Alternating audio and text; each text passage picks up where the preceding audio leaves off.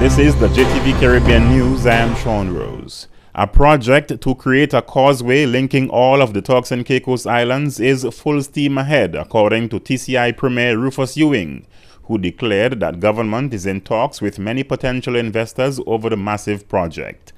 Touted as a major boost to tourism in the Turks and Caicos Islands, the plan is to create a road that joins several of the Caicos Islands. While North and Middle Caicos already benefit from a land link, other roads will be built between Middle and East Caicos, East and South Caicos, and between North Caicos and Providenciales. During a regional conference in the U.S. Virgin Islands, Premier Ewing said that there is a need for the development of major infrastructure. He said not only will this give tourists easy access to the Family Islands, but will also allow those persons with homes in the Family Islands to commute to Providenciales for work and recreational purposes. The TCI Premier described the benefits of the one landmass as tremendous, ensuring that the economies of all the Caicos Islands have the opportunity to benefit from the development of a new cruise port in East Caicos. He said other benefits are the immediate creation of and accessibility to jobs, less need for the duplication of government-supported services, and the possibility to develop a trucking industry that would transport food and cargo between the islands. Over 1 million cruise ship passengers are expected to visit St. Kitts Port Zante for the first time in history.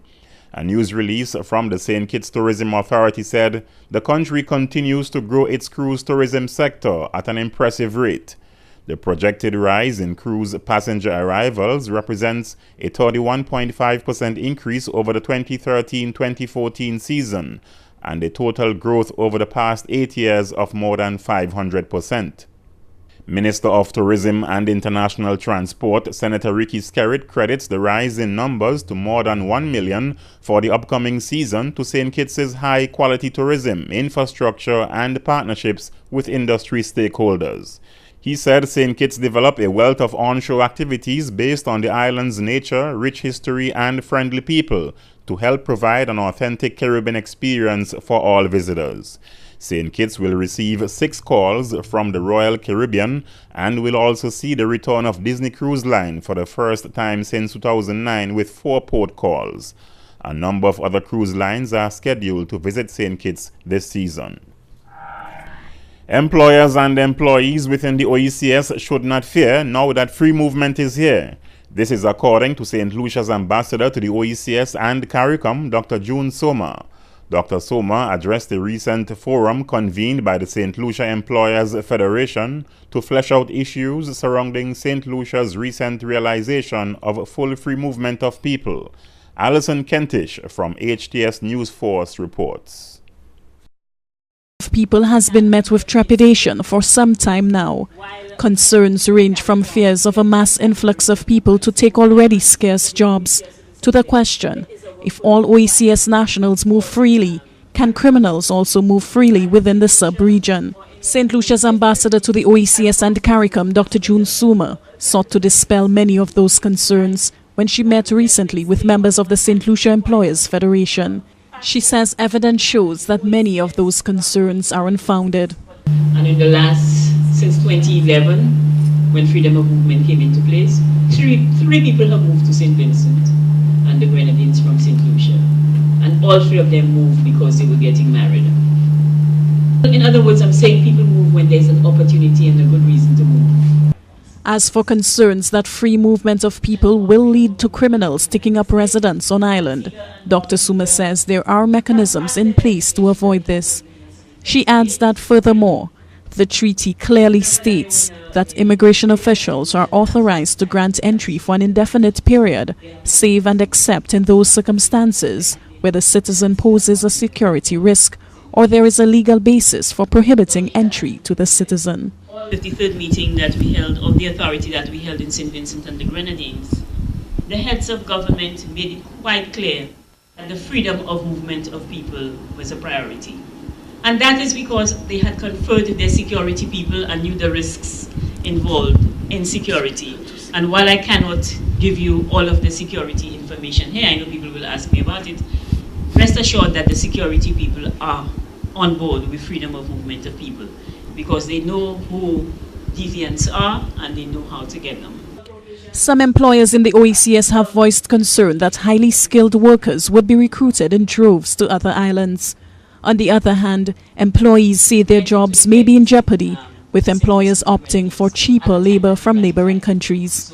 Dr. Suma says, rest assured, there are mechanisms in place to thwart abuse of the system. Take, for example, that we realize the fare of many St. Lucians, at least those who call the radio programs, because I don't think they're the majority of St. Lucians, that people are just going to come into St. Lucian, take over all our jobs and put our institutions under pressure and so on.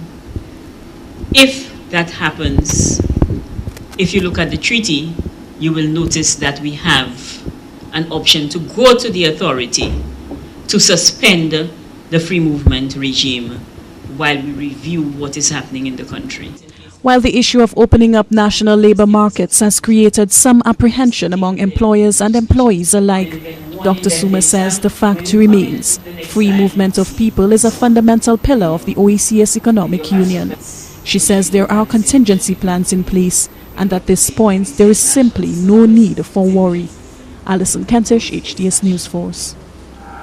The Executive Director of the Trinidad-based Caribbean Public Health Agency, CAFA, Dr. James Hospitalist, is urging regional countries to proceed with caution as they contemplate the decriminalization of marijuana.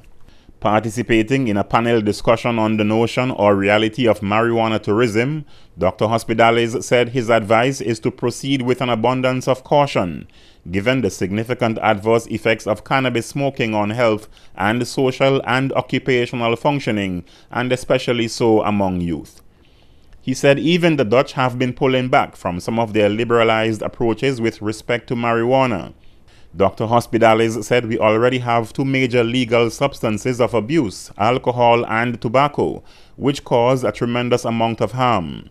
CAFA director says there is an association between marijuana use and the subsequent development of mental health problems, and compared to other regions, the prevalence of marijuana use in the schools in the Caribbean is high, and in some countries higher than that of tobacco use.